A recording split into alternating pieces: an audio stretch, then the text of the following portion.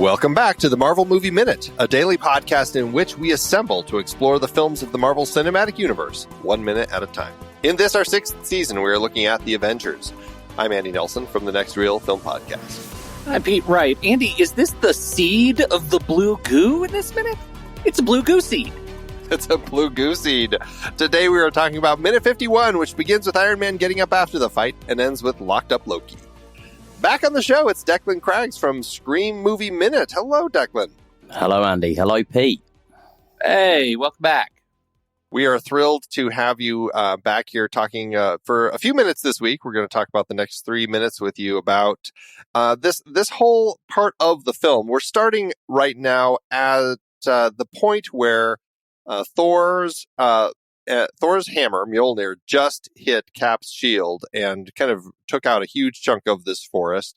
And this is kind of the post-battle moment. We start with Iron Man getting up after all the trees have been kind of blasted to splinters. And the three heroes kind of slowly stand up and take that beat where I feel like this is that moment where Tony and Thor, you get your adrenaline's high, you're in a situation where you're battling each other, throwing each other into cliff faces, whatever the case may be, and you're kind of at a point where you're not necessarily realizing the scope of what you're actually doing. And this is that moment, I think. Everybody kind of stops and goes, oh, this is what this is the damage we've just wrought. How does this whole thing play for you, Declan? This fight and this fight between our heroes. How does it play for you? The fight itself is quite enjoyable to watch. Story-wise, I think nobody really takes, like you touched on, nobody really takes any time to think, hang on, what's going on here?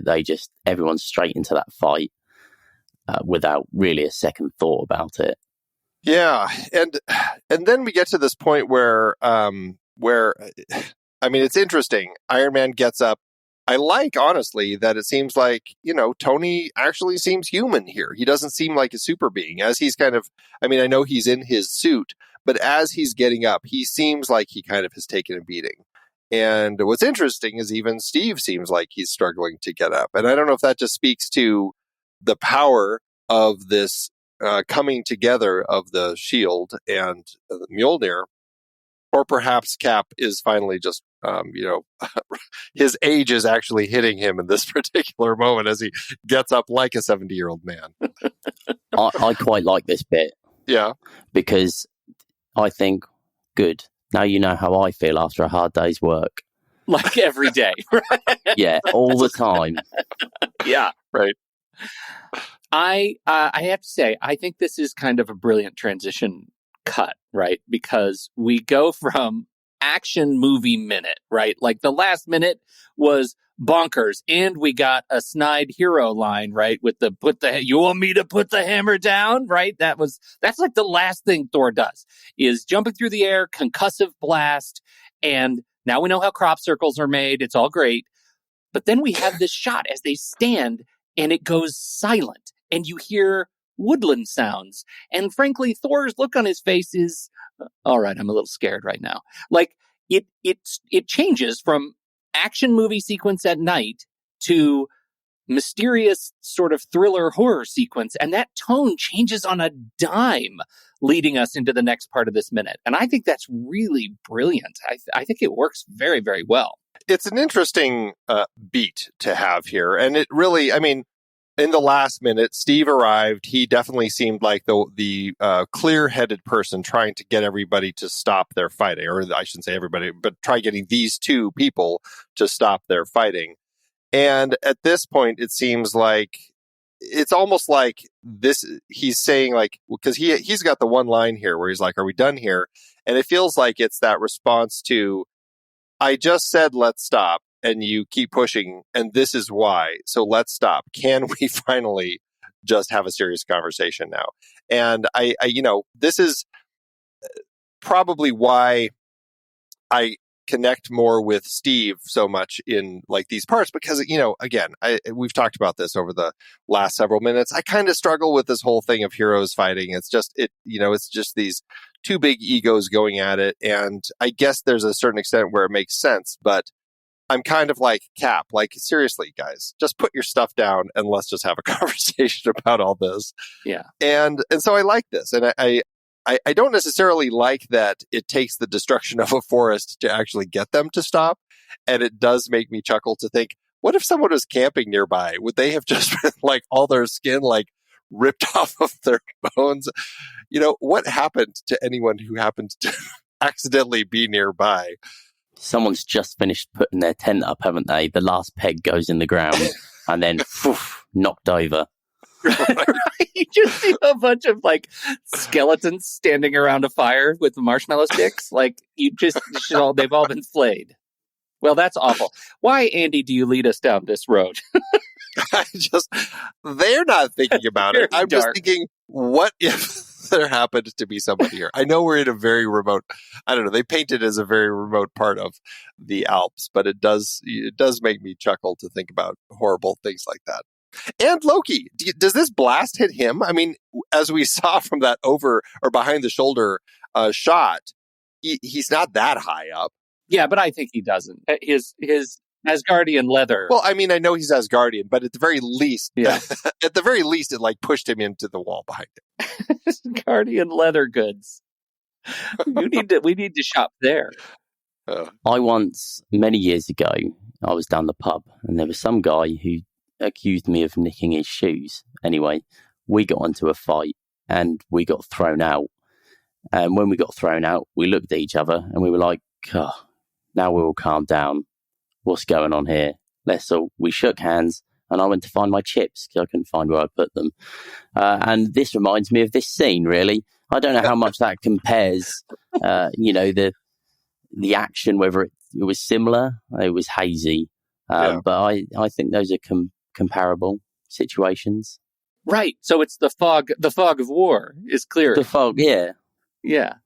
Right. I think there's definitely something to that. And that idea where, they all are on the same page. They just, especially Tony and Thor, have a very difficult time realizing that they're on the same page because they're coming at it from different angles. And it takes this moment to kind of clear things up. So now, does this officially make Thor an Avenger since they stopped fighting? Like, when does it happen? Because, okay. Yeah, he's never made an Avenger. He just assumes. Yeah, Nick came to Tony to talk to him about it. He asks Bruce to kind of come help. So technically, Bruce isn't showing up as an Avenger. And nobody ever asks Thor, hey, can you help? I mean, I guess this is kind of, maybe that was it when Steve's just like, can we figure this out together in the last minute? But it is funny. It's like these people kind of accidentally come together. And it's just, Nick is trying to build this team, but he never actually is like really making a team. It's just these people end up accidentally making a team. I don't know if anyone waited for their like confirmation emails to confirm that they were now Avengers. I can't help you in New York until I get my badge. I'm still waiting on that. I can't get in. Do they have something official that they put in their wallet? I think this is a dress for the job you want kind of a thing, right? It's like Thor showed up with his armor and the hammer and said, I'm here. And now I'm just going to be an Avenger until somebody tells me I'm not. And nobody ever stepped up. Yeah. I tried that. No, it doesn't work. No, I promise it doesn't work like that. Oh, see, Pete, it doesn't work like that. It takes more than just to be there and say I'm part of the team. But Declan, have you ever said something like, you want me to put the hammer down? Maybe that would have gone over better. Maybe you would. No, I don't think I'm not very good at, those really powerful lines in the moment. I'm more like, oh, well, you're an idiot face. Which isn't quite as powerful, is it? I never heard Thor say that. So, but now I kind of want to. Yeah, right. That was in the cutscene. All right. Well, we're wrapping up here our time in the woods. It is nice, the transition, as you said, Pete. It goes from kind of this quiet moment of this beat, having kind of gone through this huge several minute battle that we've had out in the woods, to the helicarrier. Any last thoughts about anything in the woods, or should we just head up to the skies? I'm ready to fly. All right. That was my power line. Is that I'm ready to fly? Beam me up. Beam me up. See, this is why Declan doesn't do the power lines, because he gets the wrong franchise. Last. I've done it again. All right, helicarrier. Declan, this is our first chance to chat with you about the helicarrier. What do you think of this? How do you like how it's portrayed in the movie? I can confirm I think that the helicarriers are cool. It is pretty cool. I will put that in writing as well if needed. Oh, hey, look at that. All right, we'll have that officially on the website, everybody. So when you come to check out this minute, there will be an official proclamation from Declan. I can confirm. Helicarriers. Helicarriers are cool. Yeah, no, I really like them. I think they feel very Shield. Yeah, very much so. Does it strike either of you that at this particular point they don't have the cloaking device on at all? Or does it seem like, well, we're in the clouds, they're probably saving batteries? That's funny. They don't have the cloaking thing on. Or, well, okay, so here's the way I thought about it. Are you ready for my rationalization? Oh, okay. That we're not below it. We're at the side of it. So we can't see that it's cloaked. But that would defeat the purpose, because that would say it's only for people underneath. Yeah, but if it's if it's a Boeing 747 flying nearby, then they'd say, "Oh my God, there's a battleship next to us." We should land on that. Pete, that theory is ridiculous. Just ridiculous. Thank you, Declan. Thank you. Wow. I'm sorry, I just had to say it. So I'm thinking with the cloaking, is that something they can just do all the time, or do they have to? Do you think they can only do it for a certain period of time? You know, like you said, recharge the batteries and then do it again, because that must use a lot of power to do something like that. It's like a burst, like there's a meter on it. They have to run out and start it again. My hunch would be the design would require it to last a very long time, because then they're completely reliant on clouds or other, it really has to be clouds. Otherwise, they have to move to a different location where there were no people around, i.e. like out in the middle of the ocean or something. But otherwise, I think it would have to last for quite a long time. But it doesn't mean that they wouldn't turn it off if they know no one's around, just to kind of like save on the batteries. So I assume you'd have to turn it off for someone to be able to land on it, because otherwise you don't know where it is. Right, that's a very good point. So have they just turned it off? They're going to land, then they'll switch it back on. That's actually an interesting point, because, and I say this because I was thinking about this as we start this moment, we see a bank of clouds. They're right in front of us, but mostly on the left side of the screen. On the right side of the screen, the very beginning of this, right? But past this cloud that's kind of in the front left side of the screen, it's open sky. It's quite a ways to the next set of clouds. We move past this cloud that's in front of us, and suddenly the helicarrier is literally like right in front of us, which makes me think if it had been visible and not using its cloaking device at the very start of this moment here, of this scene at 22 seconds, we should see the helicarrier to the right side of this cloud. You're right. You're absolutely right. This is the unveiling. I wish Declan's ideas were as stupid as mine. I think what we're seeing here is, now they don't structure it in a way where it makes a ton of sense, because we pass this cloud really quickly. But the idea is we pass this cloud and suddenly now there's a helicarrier. I like the idea that they just unplugged. And at second 26, we actually see the quinjet land on it. Yeah, we see the quinjet coming in for a landing, which is cool. And then you see a couple other jets just kind of, doing flybys, just making sure things are okay. Shooting bogeys out of the sky. I'm not exactly sure why they need other jets. Is that all they do to you? Is just shoot bogeys? That's what they do in Top Gun. I don't know. Just a lot of bogeys all over the place. Bogeys and free radicals. So many bogeys out there. But yeah, I think that actually makes a lot of sense. So they're now again though, my understanding from when we watched it disappear is all of the cloaking mechanism is on the underside of the ship, kind of like that whole bottom half. So potentially the top isn't cloaked, but I don't know. I do wonder how all of this works with this particular thing. If the top isn't cloaked, I think that's a design flaw. Because if you were just another plane or anything like that, you would just go above it and go, oh yeah, there it is. Right. Exactly. I can see the top of it. Right. But what about people walking on the deck? Are they just floating around? I guess they can't. They shouldn't be there. Black Widow told them to get out of it. I would not walk on the deck of a ship that's invisible below me.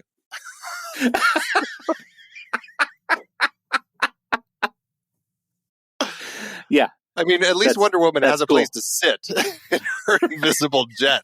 These people are walking.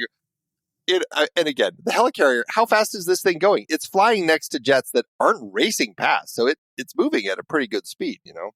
Yeah, right. Those people, they're not on the deck because they're getting immediately blown off of the deck. That's right. They're like, maybe they're trussed on somehow. They have some sort of a leash. Magnetic boots. That's the answer. It's not a good idea. I'm not saying it's a good idea. You should not walk on the deck of a helicarrier while it's invisible. It's okay. I would say you'd probably struggle to breathe. Yes. Yes, absolutely. Well, how do our heroes get off the quinjet? I mean, there are heroes, but somebody's flying the thing. Yeah, we've got the pilot sitting next to Natasha, who also isn't superpowered. Right. How does she not get just blown right off this thing? Lots of questions. There's a reason they cut from the ship landing to the hallway inside. So we don't have to answer any of these questions. Man. It's the magic of visual effects that gets them inside. I regret watching this movie a minute at a time. I do, because I do love this minute, because I think it continues that sort of transition to horror thriller vibe, right? It's dark, it's brooding, with the great soundscape, great music hum in there, and we actually get a tour, some fun kind of passing camera work, playing with focus and depth of field. I think it just looks really good as a way to get Loki into his glass can. Yeah. Before we go inside, just a quick note about directions that my assumption, based on kind of our conversations, after Stuttgart, as we said, it made sense they were flying south-southwest in the Quinjet over the Alps toward the Mediterranean, and that's when Thor arrives, which the Mediterranean likely was where the helicarrier was kind of holding for them. Now, this is where they land. Presumably now, immediately, they're moving west, heading back to the New York area, because the Quinjet will have to be over the New York area very soon for a certain action sequence to happen. But again, I think that they should have time. So presumably, I would guess either they're over the Mediterranean now as they're coming in for the landing on it, or everybody's kind of been moving toward the Atlantic together and they're landing on it over the Atlantic. But anyway, that's kind of my sense of where we are. And to your point, Pete, yes, let's go inside. So now we're coming into the hallway, and here we see Loki with a dozen shield guards of some sort, although I've never seen shield. What do you all think of these particular shield guards, shield MPs? I'm not exactly sure what they are, but they are fully decked out with suits. I mean, maybe they just came from the deck, which is why they have these full face masks. Any thoughts on the look of these guards here? They, to me, look like the sort of guards that the villains would have. You don't think, oh, those are the good guys. Right. Well, we know they are, but you wouldn't think that out of context. You wouldn't think that they're the good guys. That was immediately my thought. I went to all of the HYDRA troopers that we saw in the last film, because there were a lot of them that looked like this. I mean, not in the same suit, but they were fully decked out like this. And it made me wonder if there are those elements of the HYDRA, subversion that's going on here that leads to particular looks like this. Yeah, I think it's actually, I mean, it's really interesting because it's kind of a throwback to all of the, to stormtroopers, right, throughout history, right? Cover, identity, look, be dressed in black, be an authority figure. And because we continually bounce back to this movie as the turn of Shield toward fascism as it slowly rides into Winter Soldier and that lot. Like this further cements that. Like this is a conscious choice to make the good guys look like the bad guys.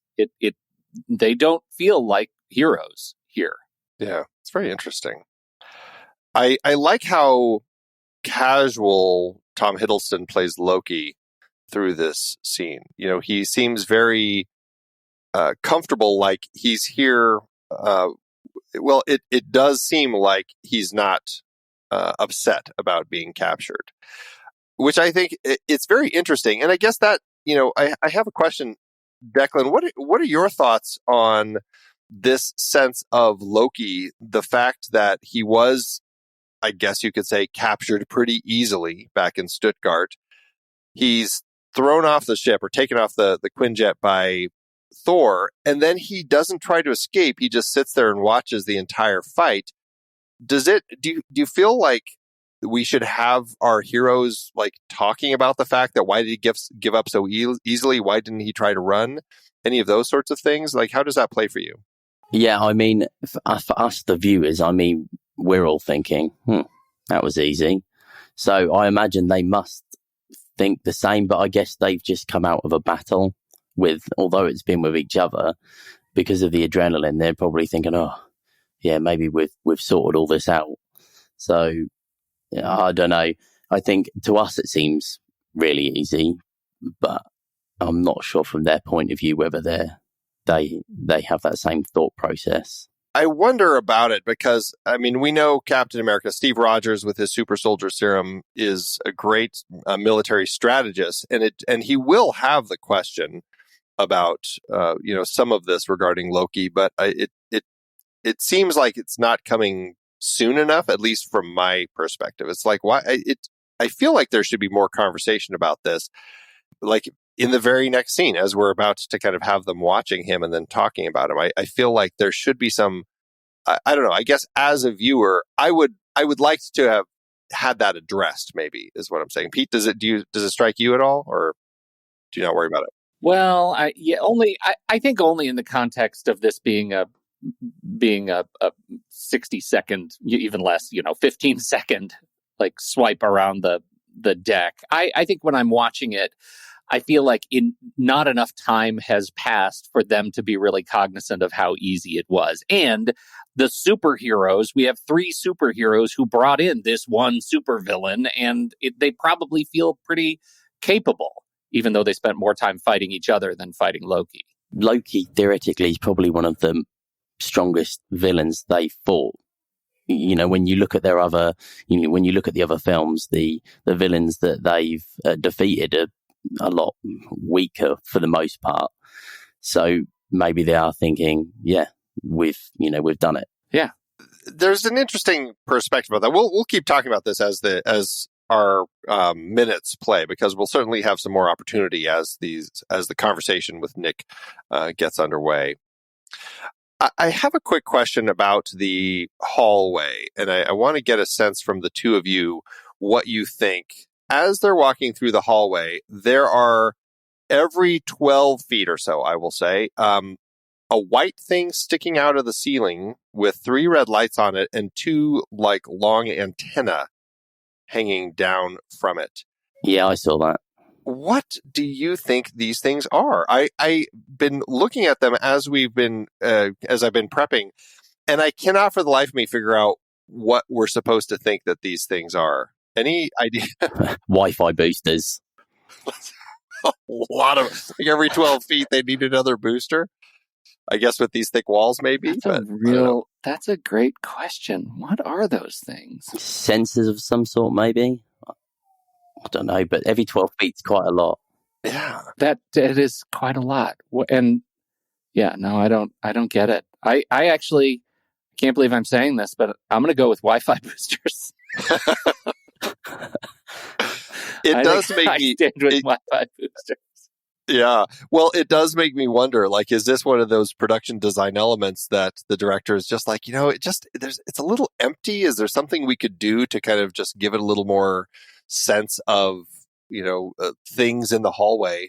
And so they came up with these things and just attached a bunch of them to the ceiling just so they had a few other elements that they could look at, Yeah.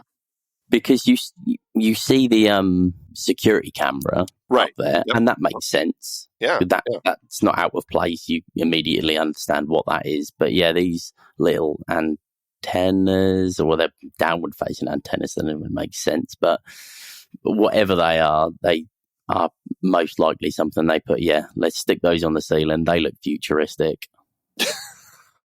I think that's exactly what they were thinking.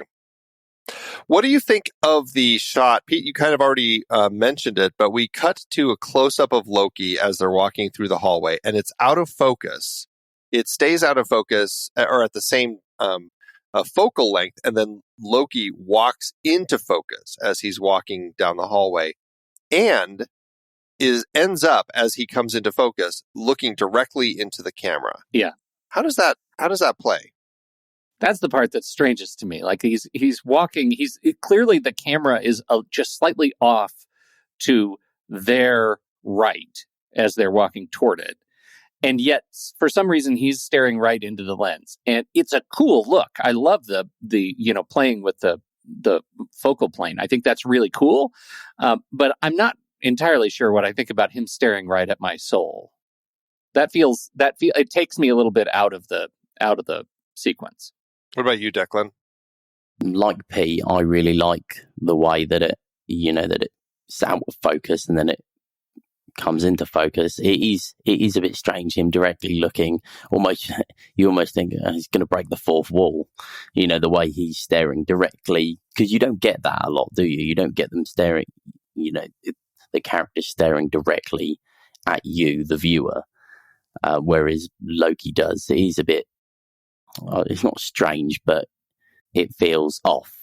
Well, we did have it one other time in this film, and it was in Kolkata when Bruce screams at Natasha, stop lying to me, and she pulls her gun out, and we get a similar depth of field thing, where, although it's more of a change in depth of field, where we focus on the end of the gun and then rack focus to her, and she is looking directly into the camera there as well. Another moment where it's kind of putting us into, I guess, his shoes. So, I mean, it has happened twice, though, in the film. But does that make, for some reason, that makes more sense to me? When she did it, it didn't feel weird. When he does it here, it feels weird. But here's the thing that I don't know if they're starting to allude to. Both times, it's Bruce. Like, we cut from this to Bruce in his lab. Now, he's not looking at Loki here, right? He's not, we don't see him. This isn't his POV, because we see that he's looking at whatever the little funky thing that he's working on. And then he notices, oh, hey, they're walking by.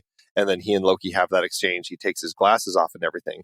But in both cases, it does involve Bruce and Hulk in some capacity. And I'm just wondering, are they starting to set up something about kind of getting us into this mind space of the beast, of Hulk, and this idea of kind of the eventual release of him? Like, that's the only thing I could think of, in the fact that both times Bruce is on the other end of this particular look. If that's what they're doing, it's fairly non-committal to me. I don't get it.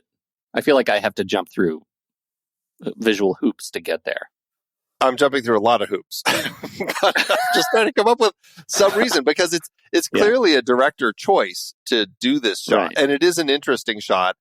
And it's funny because it's out of focus. He comes into focus.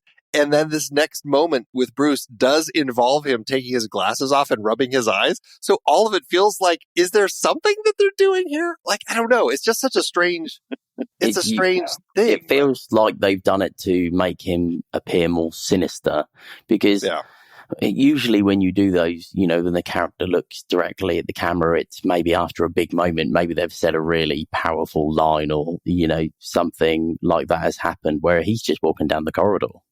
Yeah. So I think they're trying to make him appear more, or the situation more sinister. Yeah, more threatening. Well, yeah, I mean, there definitely is that, for sure. So let's talk about this moment with Bruce then. First of all, what is that thing Bruce is working on? Oh, you guys don't know either. Oh, thank God.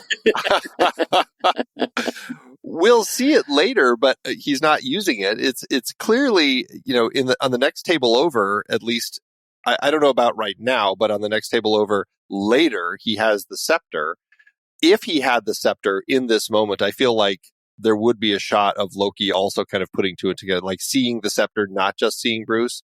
So maybe he doesn't, but I just don't know. Regardless, I don't know. I just don't know what he's doing with this. Is this something having to do with the technology he was using to track the gamma around the world? Yeah.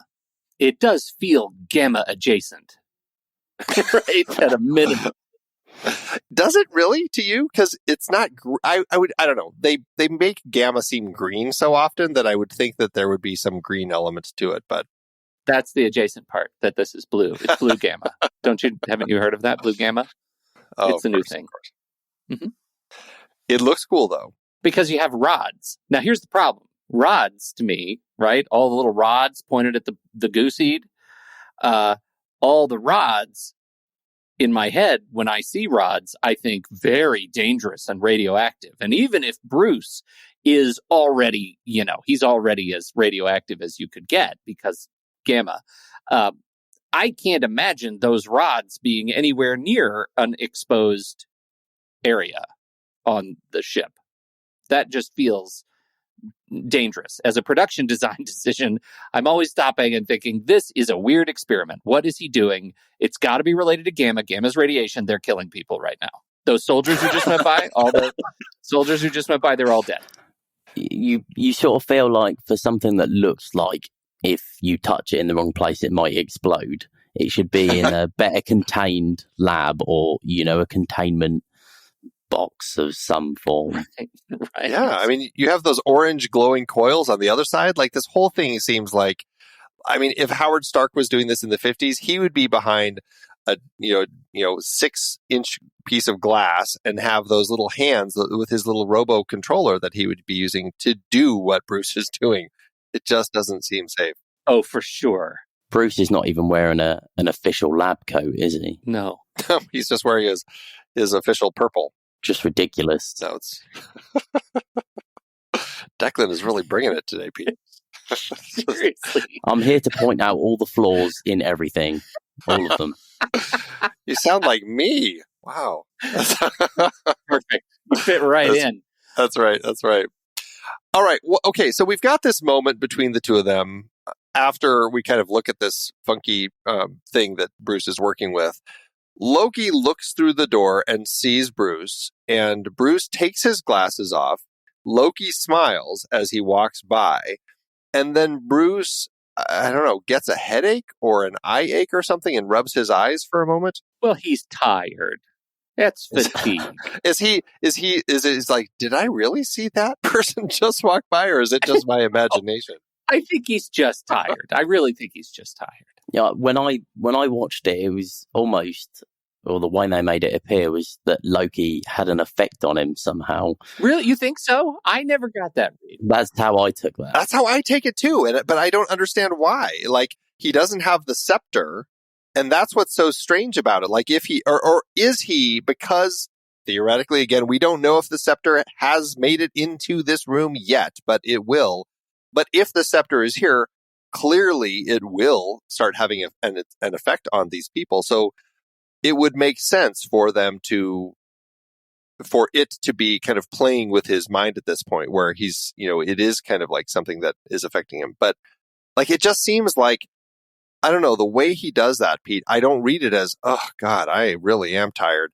Like, I don't see that. I feel like Loki gives him that smile and he instantly rubs his eyes like, oh God, now I have such a headache. Like, I agree with Declan. I've always read it as like, is he like having some mind control attempt with him or something? I'm watching it again. I don't see it, you guys. I don't see it. He looks tired. Mind control. Loki mind controlled Bruce. So you think it's Bruce fighting off Loki's mind control? Is that what we're seeing? I'm not saying that he's doing it. I'm just saying that they make it look like that. Because if he was tired, here's the way that I would have directed the scene. Bruce is working on his machine. He lifts his head, takes his glasses off, and rubs his eyes. And then when he's done, he notices Loki walking outside the hall and just looks at him as he walks by. That's how I would have directed it, like, oh, he's tired, and then he notices Loki. The way that it plays... Yeah, okay. Yeah. He's tired. He looks at Loki. The two of them have a clear exchange. He takes his glasses off as he's looking at him. Loki gives him this big smile as he walks by, and then he's like, oh, my head hurts so much suddenly. Unless he, his glasses came off, he saw Loki, and then what we're seeing there is like, not this guy. Yeah. I'll go with that too. It could be. Although that would imply that he knows a lot more about Loki, which, I don't know.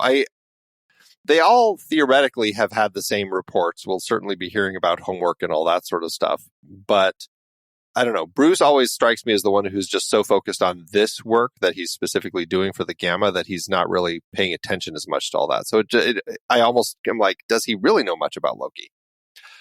I don't know. It's just a weird moment. It is a weird moment. And that's not the only weird choice in like the way it was cut together or blocked, is that, Loki walks by, cut to Bruce, fatigued eyes, and then Loki's in the can. Like, it looks like Loki walks around the corner into the can, but the can is not right next to the lab. The can is in a different place, surrounded by decks and stuff.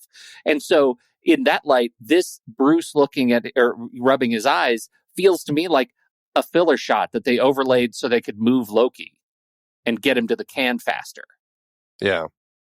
So there are two things about Loki's march to the cage or the cell that he's going to.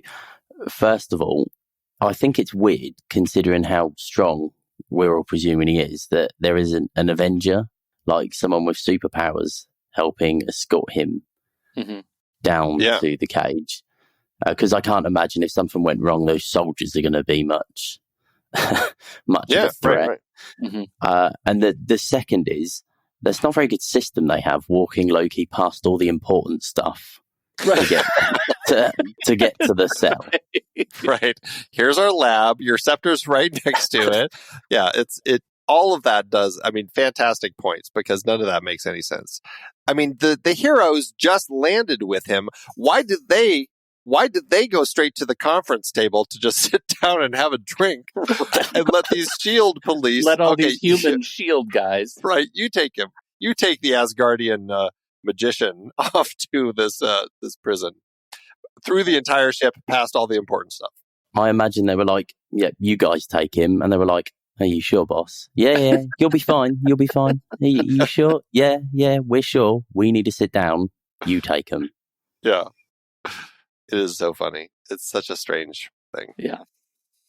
The lab that Bruce is working in, they call it the Wishbone Lab because of the position. It's on the very bottom of the ship, and it splits like a wishbone across kind of both sides of the ship. So that's why it's called that. And I don't know.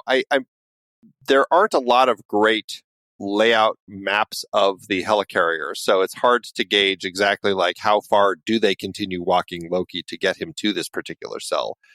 But to your point, Pete, it does make it seem like he's just around the corner, although he definitely is not. Right, which would be also ridiculous because of the aforementioned point. That's right next to the important stuff.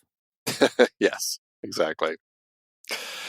Well, okay, so right at the very end of this minute, Loki gets locked up.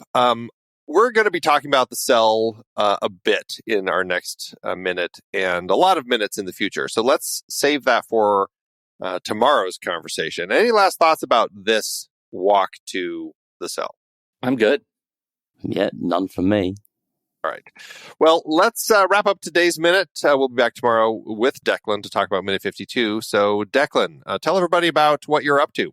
So, I am in process of recording for the podcast Scream Movie Minute, which, as you may have guessed, is about the film Scream. We are, early stages of recording, but we're hoping to, I'm not sure exactly when this minute is going to be released, but hopefully by then the first set of minutes will have been released for Scream Movie Minute. Fingers crossed. Outstanding. This should be released April 17th. I would imagine, yeah, I'm fairly certain, unless something dramatic happens, I should have released some episodes. Fantastic. Well, we will make sure we get the link in our show notes when so that you can all check that out. So tune in, everybody, to the movie Scream. Fantastic movie, and I'm sure the podcast is going to be a lot of fun. So that's it for today. Declan, thank you so much for joining us here today. Thank you. And we'll be back tomorrow to talk about Minute 52. So, Pete, thanks as always. Ooh, tomorrow we're going to see if helicarriers are still cool. Until next time, true believers.